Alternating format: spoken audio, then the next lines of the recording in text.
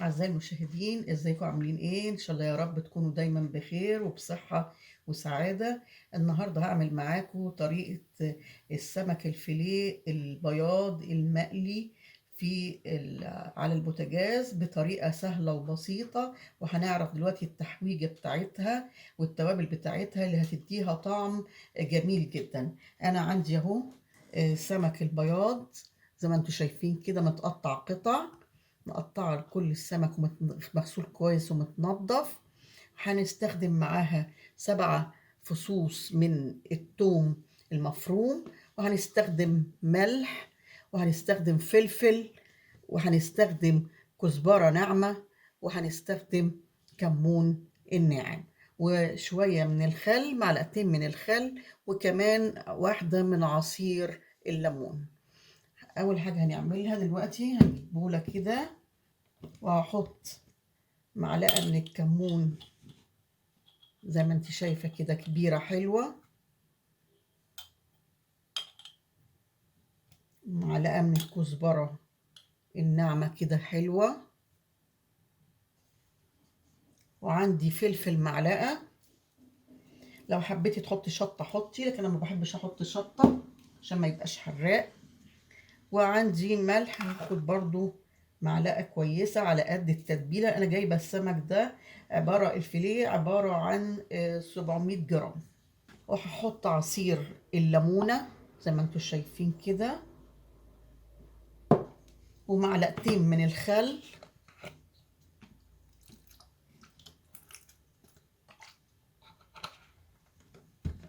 و7 فصوص الثوم المفرومين.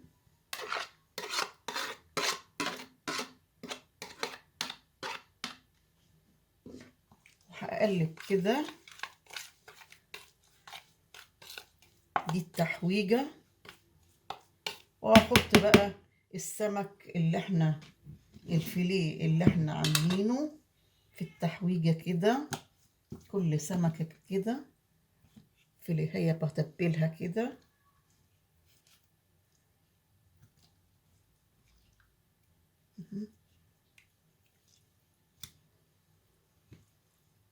تتبلي كده،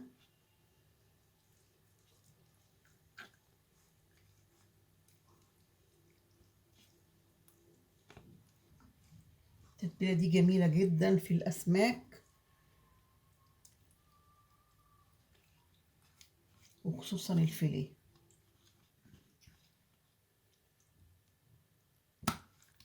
كده التتبيلة كلها بحيث ان كله يشرب التتبيلة دي.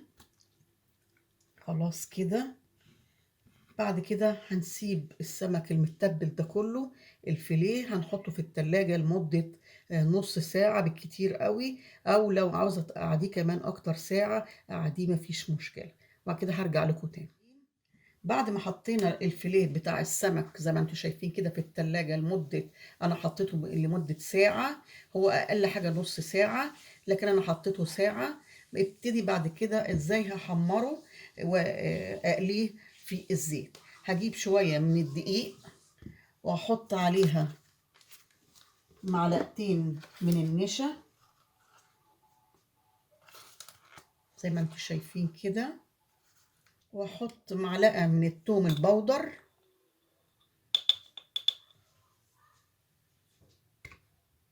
ومعلقة من الكزبرة الناشفة اللي هي المطحونة، ومعلقة من الكمون. ومش هحط ملح لان اصلا احنا متبلين الفيليه بتاعنا بتاع البياض بالملح. هنقلب كده كله ببعضه، التتبيلة اللي احنا عاملينها دي اللي في الدقيق. اولع البوتاجاز واجيب طاسة واحط بيها شوية زيت واسيبه لغاية لما يقدح. احط زيت في الطاسة، هجيب واحدة واحدة من الفيليه اللي احنا فيه التتبيلة وهحطه كده في الدقيق،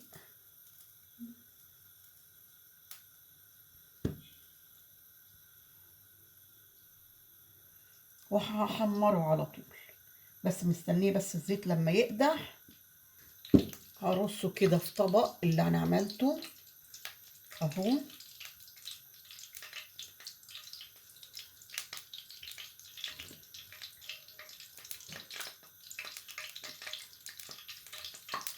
هبتدي انزل اللي انا عملته في الزيت.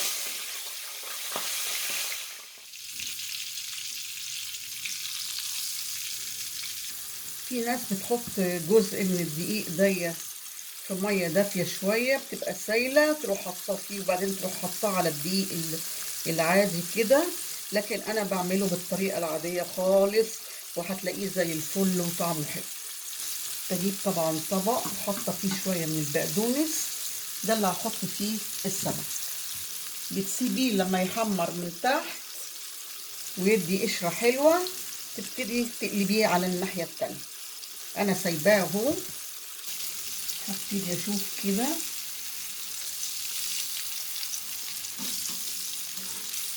اقلبه كده.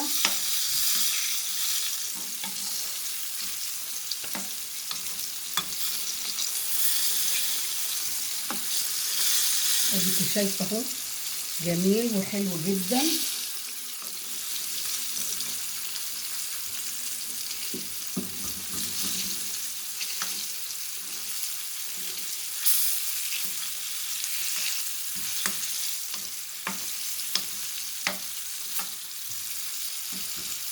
قلبته على الناحيه التانيه كده لغايه لما يستوي الناحيه التانيه ويتقلي، وبعد كده هحطه في الطبق.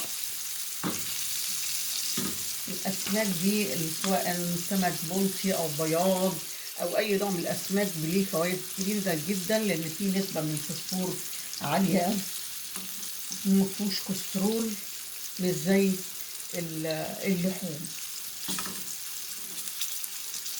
فتبقى تاكلوا كميه كبيره طبعا من السمك افضل دايما، سواء مشوي او مقلي. بس يعني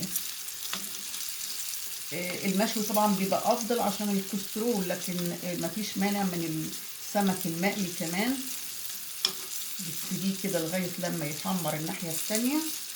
اكون انا بكمل باقي السمكات التانيه الفيليه في الدقيق، بحطها كده في الدقيق زي ما انتم شايفين كده، واضغط عليها كويس عشان تتشبع كلها بالدقيق وكميه البهارات اللي احنا حطيناها فيها والنشا.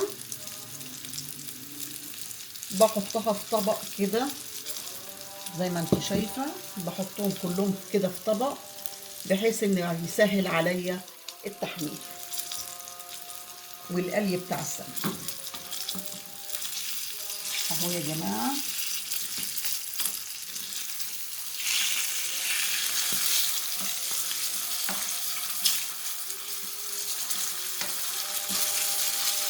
هحاول اوطي النار شويه وهاخد السمك الفيليه اللي اتقلى ده واحطه في الطبق،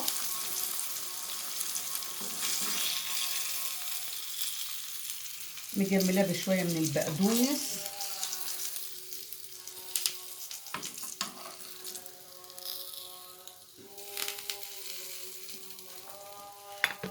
هنزل بقيه الفيليه اللي عندي اهو،